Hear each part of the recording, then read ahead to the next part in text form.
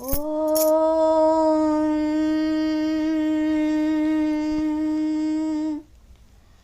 శ్రీమాత్రే నమః.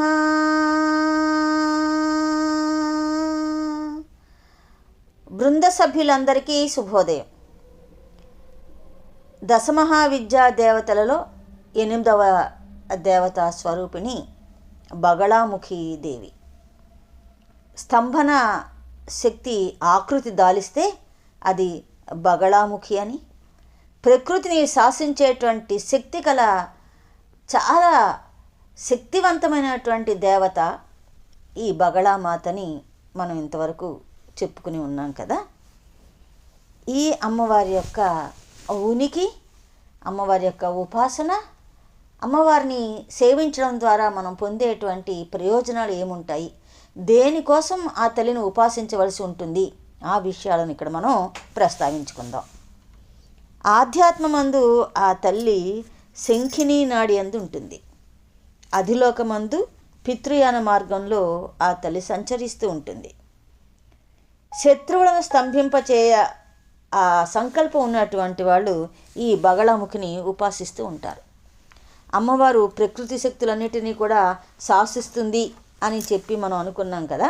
అలాగే బ్రహ్మాండంలో ఉన్నటువంటి గ్రహాలన్నింటినీ కూడా, సూర్యుడు చంద్రుడు మొదలు గ్రహాలన్నింటినీ కూడా వాటి వాటి కక్షలో అవి ఉండేలాగా, వాటి వాటి యొక్క పరిధిలో అవి ఉండేలాగా చూసేటువంటి శక్తి స్వరూపిణి ఈ అమ్మవారు.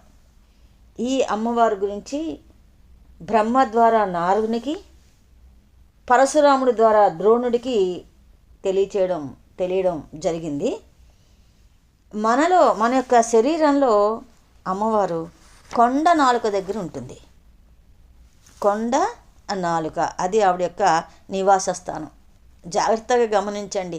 మన యొక్క వాక్కు బయటికి శబ్దరూపంగా వ్యక్తం అవ్వాలన్నా, అది రావటం లేదన్నా సరే, ఇక్కడ ఈ కొండ నాలుక దగ్గర ఉండేటువంటి శక్తి ప్రధాన కారణం. ఇక్కడ అమ్మవారు ఈ వాక్ శక్తిని నిరోధించేటువంటి ఆ శక్తి కలిగినటువంటి బగళాముఖి మనకి కొండ నాలుక దగ్గర ఆ తల్లి యొక్క శక్తి అంతా కూడా కేంద్రీకరించబడి ఉంటూ వచ్చింది.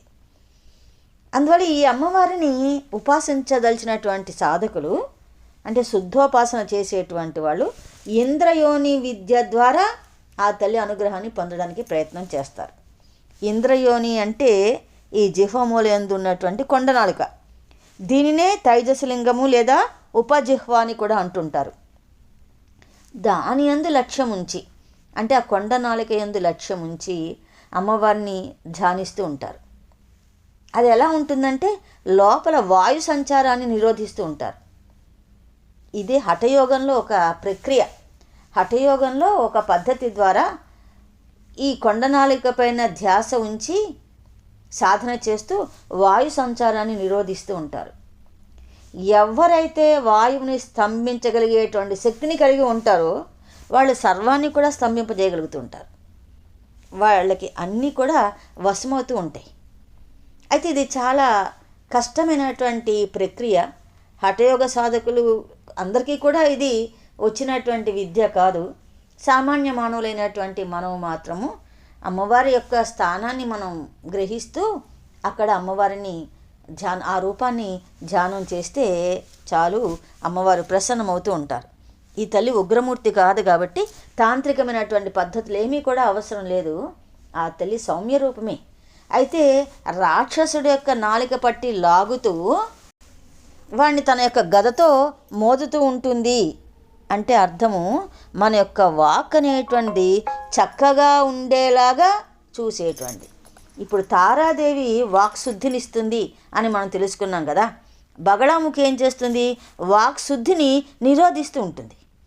వాక్శుద్ధి అంటే కొంతమంది యొక్క మాటలు, కొంతమంది యొక్క వాక్కులు ఆ శక్తి ఉంటుంది, వాళ్ళు ఏదన్నా సరే నిజమవుతూ ఉంటుంది. అయితే ఇది మంచి కోరి, ఇతరుల యొక్క శ్రేయస్సు కోరి తమ యొక్క వాక్కును ఉపయోగిస్తే దానివల్ల ప్రయోజనం ఉంటుంది. కానీ కొంతమంది ఇతరులని హింసించడానికి, ఇతరులను బాధ పెట్టడానికి కొన్ని రకాలైనటువంటి పదప్రయోగాలు వాళ్ళు చేస్తూ ఉండడం వలన అవతల వారి యొక్క మనసు గాయపడుతూ ఉంటుంది. ఆ రకమైనటువంటి ఆ వాక్ శుద్ధిని నిరోధిస్తుంది ఆ తల్లి. అది ఇక్కడ మనం గమనించుకోవాల్సినటువంటి విషయం. అయితే వాక్శుద్ధిని నియంత్రించు అని చెప్పి ఎవరు కూడా అమ్మవారిని ఆరాధన చెయ్యరు కదా. వాక్శుద్ధి ప్రసాదించిన ఆరాధన చేస్తారు, కానీ వాక్శుద్ధి నిరోధించమని వాళ్ళు అమ్మవారిని ధ్యానం చేయరు.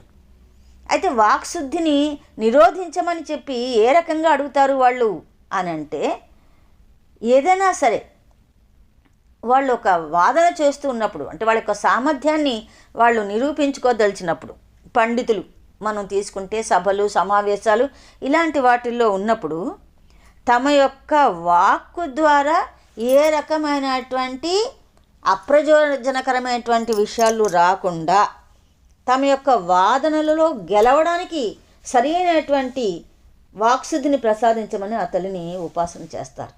ఇది ఇక్కడ మనం గమనించాల్సినటువంటి విషయం.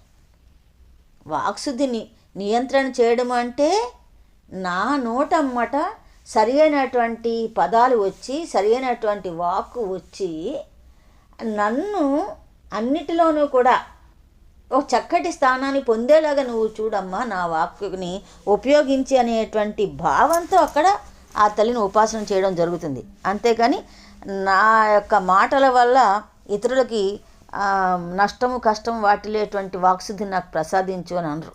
తారాదేవి వాక్శుద్ధి ఇస్తుందన్నా అక్కడైనా ఆ తల్లి చూసేటువంటిది అదే. వాక్శుద్ధి నిరోధిస్తుంది అన్నా ఇక్కడ బగళామాత నా శత్రువుల యొక్క నోట మాట పడిపోవాలి, లేదా నేను చేపట్టినటువంటి అంతా విజయవంతం అవ్వాలి అంటే అవతల వాళ్ళకి నష్టం వాటిల్లాలి అనేటువంటిది కాదు. అది ఇక్కడ మనం గమనించుకోవాల్సింది. ఉదాహరణకి పండితుడు ఆ పండిత సభలలో నా నోటమ్మట సరైనటువంటి వాక్కు రాని అని అంటారు. అసంకల్పితంగా ఏమీ తప్పుడు పదాలు రాకుండా నిరోధించమని, అది అక్కడ అది నిరోధించమని అంటారు. అది నిరోధిస్తుంది ఆ తల్లి, చక్కటి పదాలు వస్తాయి. అదేవిధంగా మనం ఏదైనా సరే మంచి మాట పలికేలాగా చూడమ్మా, చక్కటి శ్రావ్యంగా స్తోత్రం చేసేటట్టుగా లేదా చక్కగా కీర్తనలు ఆలపించేటువంటి విధంగా చక్కగా అమ్మవారిని గానం చేసేటువంటి విధంగా ఉండేట చెయ్యి అని అంటూ తారాదేవిని ప్రసన్నం చేసుకుని చెడువేమీ రాకుండా ఉండేలాగా నియంత్రించమని చెప్పి ఇక్కడ బగళాముఖి. అలా వారిద్దరికీ కూడా ఒక పోలిక అనేటువంటిది ఉంది. భర్తృహరి ఒక చక్కటి ఈ వాక్కు గురించి మనం చెప్పుకునేటప్పుడు మనకు చక్కటిది గుర్తుకొస్తుంది. నీతి శతకంలో విద్వత్ పద్ధతి ఎలా ఉండాలి అనేటువంటి దాన్ని భర్తృహరి చెప్పాడు. చిన్నప్పుడు ఆకాశవాణి కేంద్రంలో ఇది తరచుగా వస్తూ ఉండేది, మీకు అందరికీ కూడా గుర్తుండే ఉంటుంది.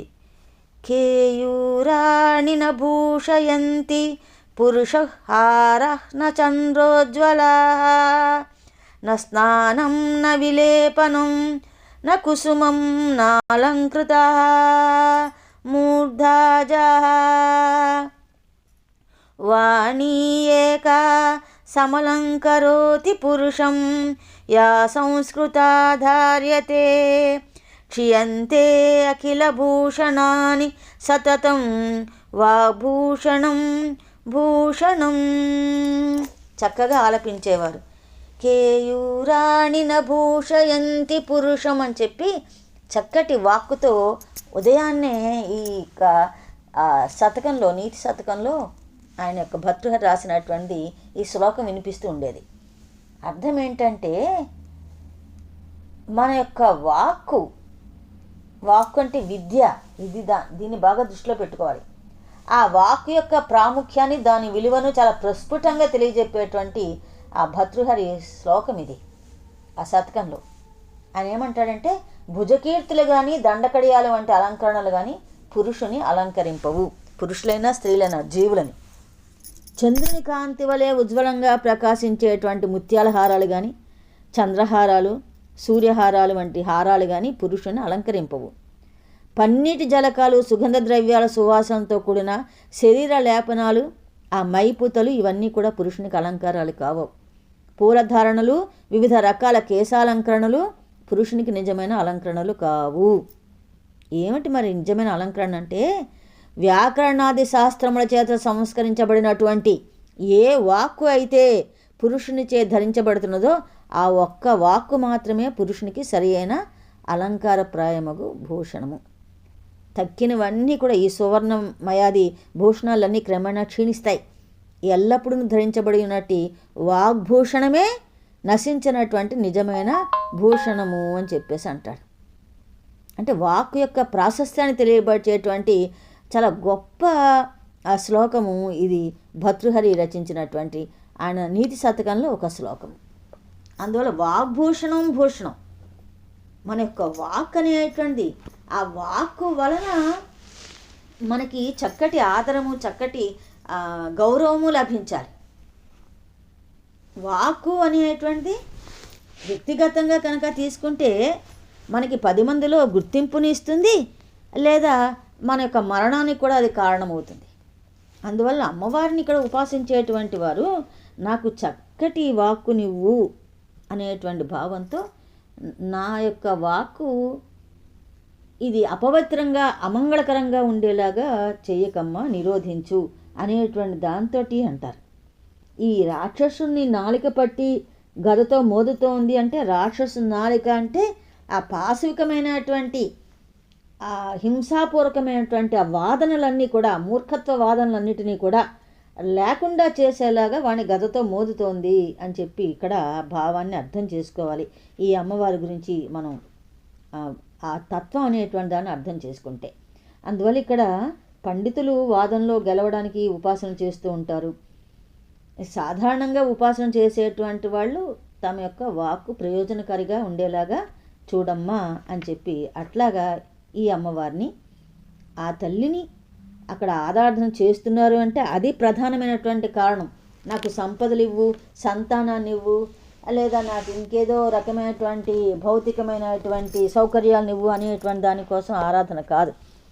ప్రతి విద్యాస్వరూపిణికి ఒక్కొక్క ప్రయోజనం ఉంటుంది ఆ తల్లిని కొలవడం వల్ల. అందువల్ల బగళాముఖి ఆరాధనలు పెరుగుతున్నాయి అని అంటే వాస్తవమైనటువంటి విషయం ఏంటంటే, వాక్కు నియంత్రణ స్తంభింపచేసేటువంటి శక్తి ఆవిడది. ఈ ప్రకృతి శక్తులను స్తంభింపచేసేటువంటి శక్తి ఆవిడకు ఉంది. కాబట్టి ఈ ప్రకృతి వైపరీత్యాల నుంచి ఈ సమాజాన్ని కాపాడు అనేటువంటి భావంతో మనం ఆరాధన చేయాలి. అలా అమ్మవారిని మనం స్తుతిస్తూ, లేదా మన యొక్క శక్తి సామర్థ్యాలని బట్టి ఆ తల్లిని ఆరాధన చేయడం జరుగుతూ ఉంటుంది.